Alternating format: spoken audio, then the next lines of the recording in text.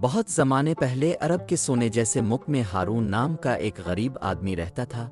وہ اپنے گاؤں میں سچ بولنے اور نرم دل ہونے کی وجہ سے مشہور تھا، لیکن اس کی زندگی بہت مشکل تھی۔ اس کا گھر چھوٹا تھا، کپڑے پرانے تھے اور کھانے کے لیے بھی بہت کم چیزیں ہوتی۔ پھر بھی وہ کبھی شک نہیں کرتا تھا۔ وہ ہمیشہ کہتا، جو اللہ چاہتا ہے وہی میرے لیے بہتر ہے۔ ایک سال بہت سخت قحط پڑا، نہ بارش ہوئی، نہ دریا میں پانی، نہ کنووں میں۔ لوگوں نے امید چھوڑ دی۔ ہارون کے پڑوسی اپنا سامان باندھ کر گاؤں چھوڑنے لگے، لیکن ہارون نے رہنے کا فیصلہ کیا۔ وہ ریت کے میدان میں کھڑا ہوا اور ہاتھ آسمان کی طرف اٹھا کر دعا کی، اللہ، میں یہ نہیں مانگتا کہ میرا دکھ ختم کر دے، میں صرف اتنا چاہتا ہوں کہ تو مجھے صبر دے اور میرا دل ہمیشہ ایمان سے بھرا رکھے۔ اسی رات ہارون نے قرآن کھولا اور سورت یوسف پڑھنا شروع کی۔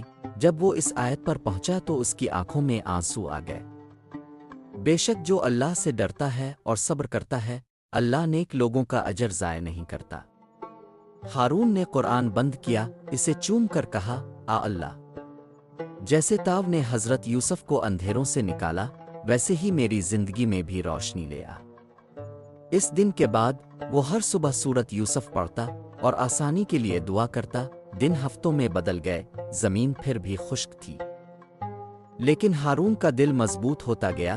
وہ دوسروں کی مدد کرتا، اپنے آخری کھجوریں بھوکے بچوں کو دیتا اور پانی کے مسافروں کو بانٹ دیتا، چاہے اس کے پاس خود بہت تھوڑا ہوتا۔ ایک رات جب وہ اپنے جھونپڑے کے باہر بیٹھا تھا، اچانک ہوا چلنے لگی، آسمان کالا ہو گیا اور پھر زور سے بجلی چمکی، پھر بارش برسنے لگی، زور کی پاک اور زندگی سے بھری ہوئی بارش۔